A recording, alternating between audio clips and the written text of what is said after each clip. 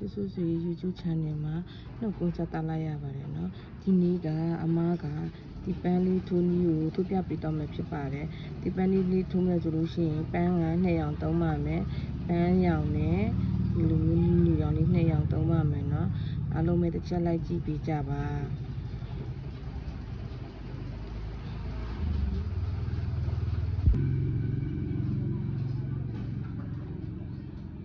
ဒီဆုံးမတို့အကူအကနေဆိုင်မှာပေါ့နော်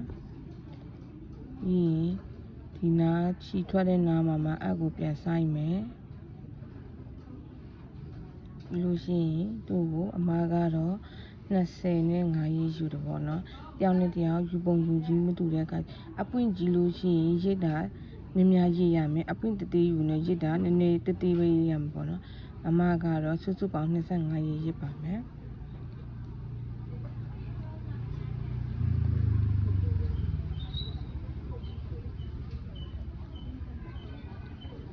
25ရေးရပြီဆိုလို့ရှိရင်ဒါကိုဒီလိုလေးထားပြီးအသားလေးထိန်းထားပြီးတော့ဆွဲထုတ်ပါမယ်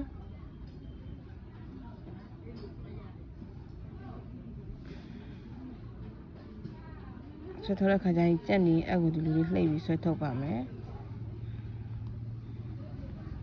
ပြီးရင်လက်ကလေးနဲ့အသားလေးဒီလိုလေးပုံဖော်ပါမယ်အဲဆိုလို့ရှိရင်ပင်ဖက်တစ်ခုရပါပြီပြီးရင်အောက်ကိုအဆိုင်မယ်ပြီးရင်သူ့ရဲ့ကြက်ရက်မှာပဲအပြန်ထွက်လာမယ်ခုနတိုင်းမယ်ဒီချီရဲ့ကြက်ရက်မှာအပြန်ထွက်မယ်25ရေးရစ်မယ်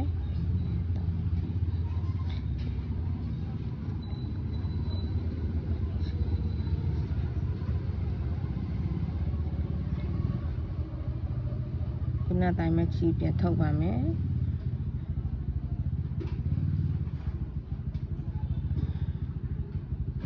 ဒီလိုလေးဖြစ်နေမယ်ဆိုရင်ဒီလိုလေးလုံးနေမယ်ဆိုရင်အမားတို့လက်ကလေးနဲ့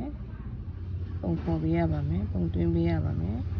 ချီကိုဆွဲမယ်လက်ကိုဒီလိုလေးလုပ်ပေးရပါမယ်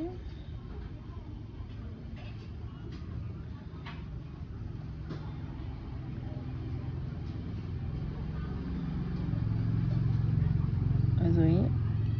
ပင်ဖက်နှစ်ခုရပါပြီ